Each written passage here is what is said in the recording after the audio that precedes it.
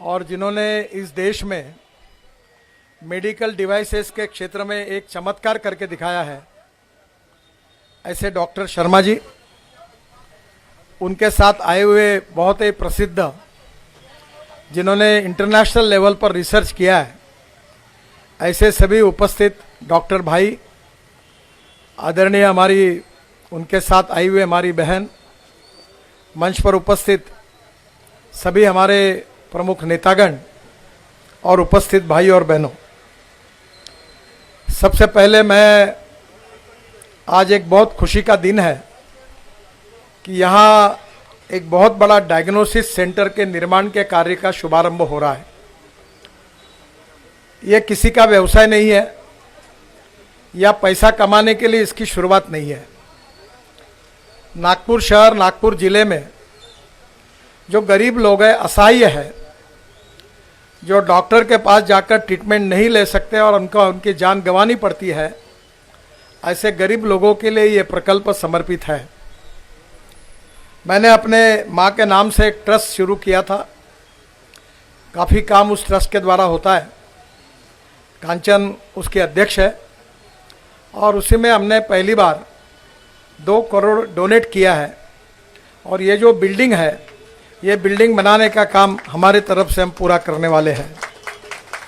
इसका design architect चिजगरे साहब जो है उन्होंने किया है, जिसका चित्र अभी आपको देखने के लिए मिला है।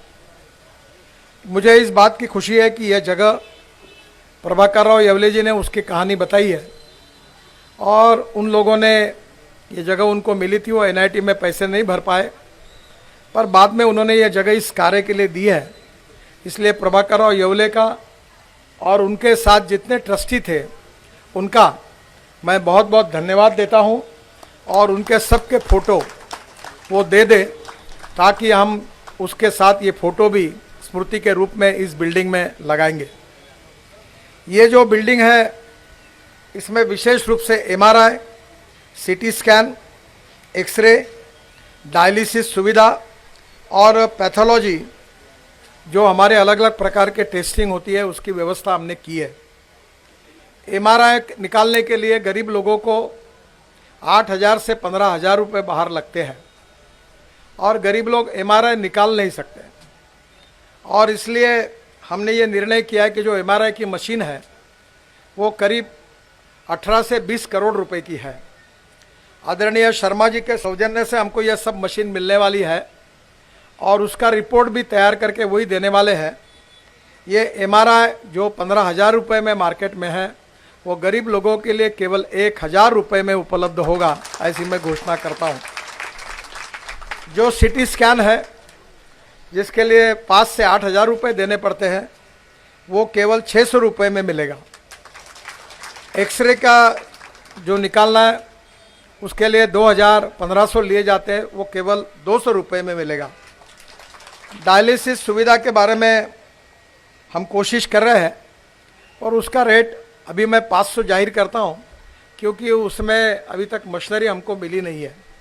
तो ये भी हम लोग 500 से 300 रुपये करने की कोशिश करेंगे। जो पैथोलॉजी टेस्ट होती है उसको अलग अलग प्रकार के टेस्टिंग होती है और कभी कभी 500 रुपये से लेकर 12-15 हज़ार रुपये तक लगते हैं। हमारे यहाँ 200 रुपये से लेकर 500 रुपये में आपको चाहे उतनी सब टेस्ट का रिपोर्ट यहाँ मिलेगा।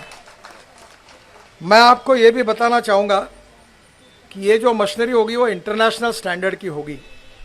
हम सस्ते में दे रहे, इसका मतलब नागपुर में किसी भी अच्छे हॉस्पिटल में जिस स्टैंडर्ड की सुविधा है उसी प्रकार की सुविधा गरीबों को मिलेगी। आज मुझे खुशी है कि 27 मई को मेरा जन्मदिन था। उस दिन शर्मा जी के सौजन्य से हमको एक नेत्र ये वैन मिली थी। हम आंखें जांच कर रहे थे, कैटरैक्ट निकाल रहे थे, जिनको कानों में सुनने नहीं आया था उनको मशीन दे रहे थे, उनका चेकिंग कर रहे थे। मुझे खुशी हुई कि हमारी टीम जो विशेष रूप से हमारे जो डॉक्टर है, कहाँ है क्या, डॉक्टर चरडे और डॉक्टर वराड़ पांडे, और वो आपकी टीम जरा इधर आइए सब लोग। ये दोनों डॉक्टर बेचारे पूर्ण समय काम करते हैं। आपला हाथ उठाकर दूसरा या बाकी भी टीम कौन है तुम्हारी, बुला लो। मैं, हाँ, बाकी कैंप में है। इनको मैं विशेष रूप से धन्यवाद देता हूं कि उन्होंने अभी तक, आज तक 27 मई को शुरू किया, 22,000 लोगों के आंखों की जांच की।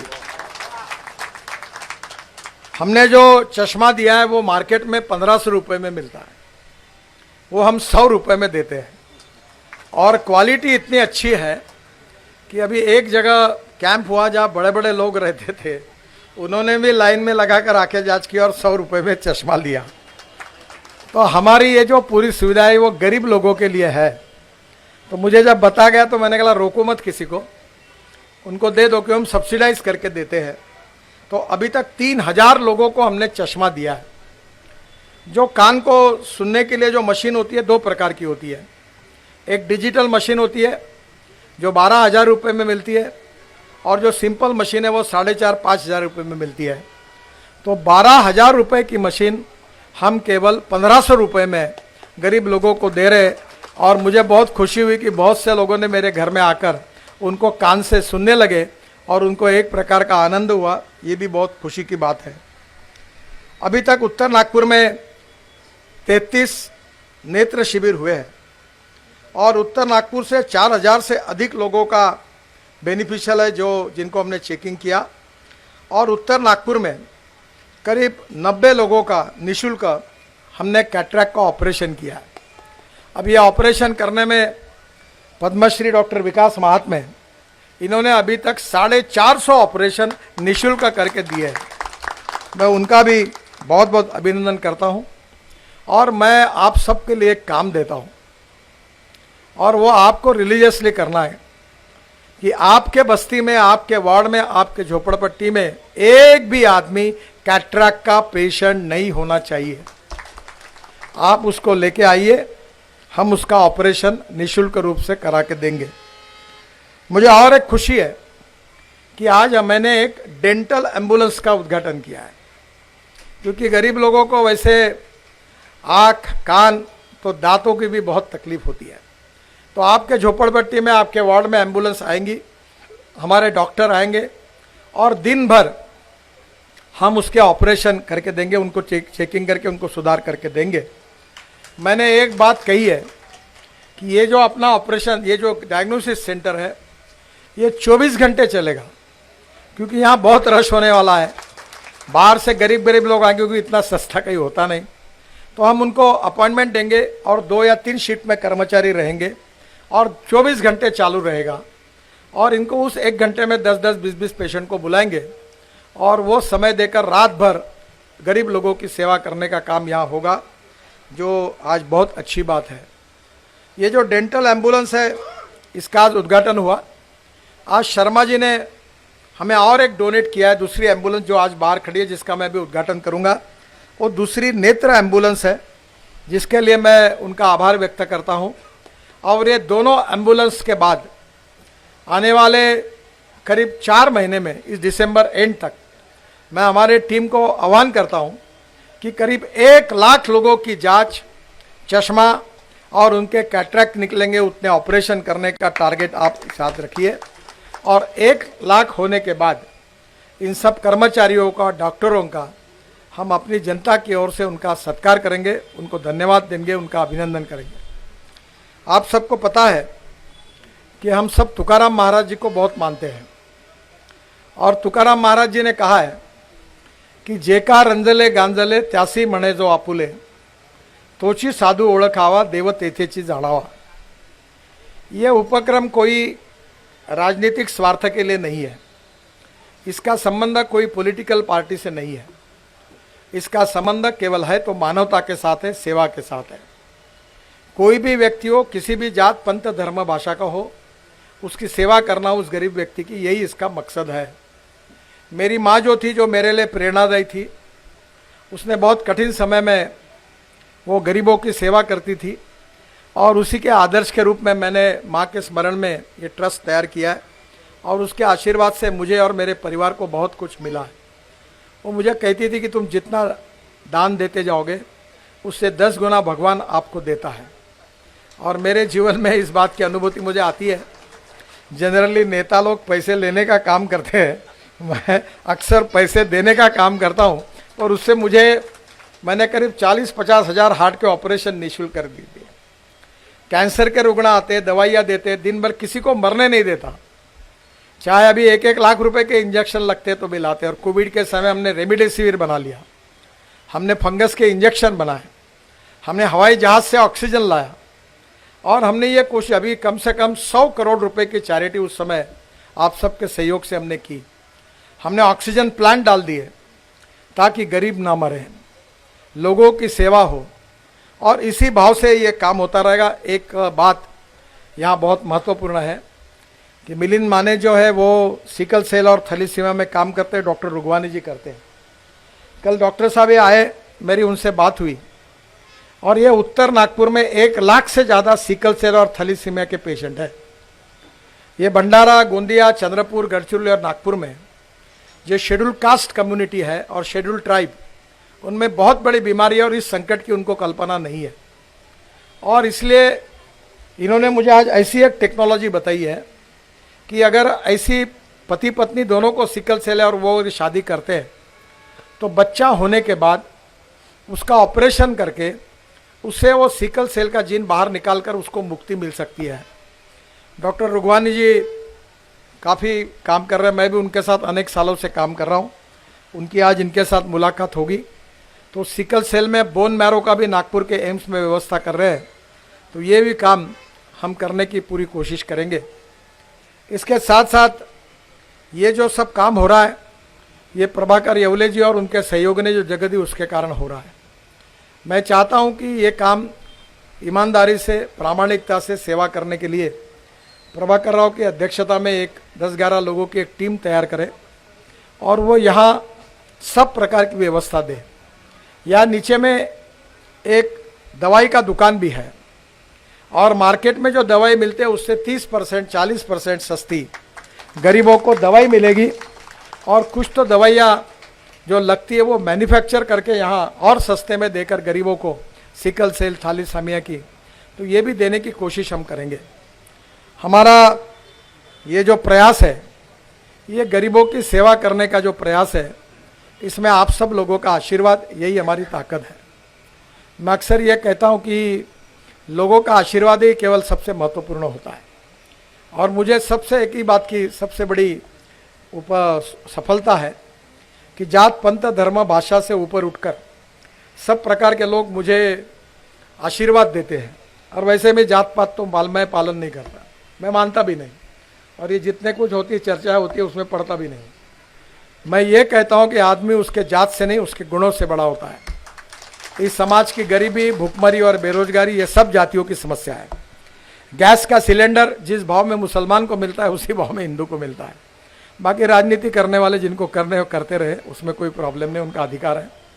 पर हम जात पात, अस्पृश्यता और जातीयता नहीं मानेंगे। हम समाज की, गरीबों की, मानवता के आधार पर सेवा करेंगे, यही हमारा संकल्प है। कोई भी जात, पंथ, धर्म, भाषा और पार्टी वाला हो, उसके लिए हमारे दरवाजे खुले हैं।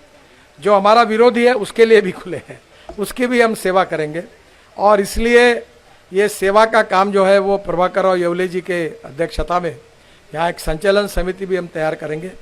और निश्चित रूप से आपका सबका ये प्रकल्प आपका है, ये कोई मेरी प्रॉपर्टी नहीं है। मैंने ट्रस्ट को डोनेशन दे दिया है और करीब 25 से 30 करोड़ रुपए की सब साहित्य हमको डॉक्टर शर्मा जी उपलब्ध करा कर दे रही है। एम्बुलेंस उनने फुकट में दी, अब ये डेंटल की एम्बुलेंस मिली, तो कोई 1 रुपया नहीं ले रहा।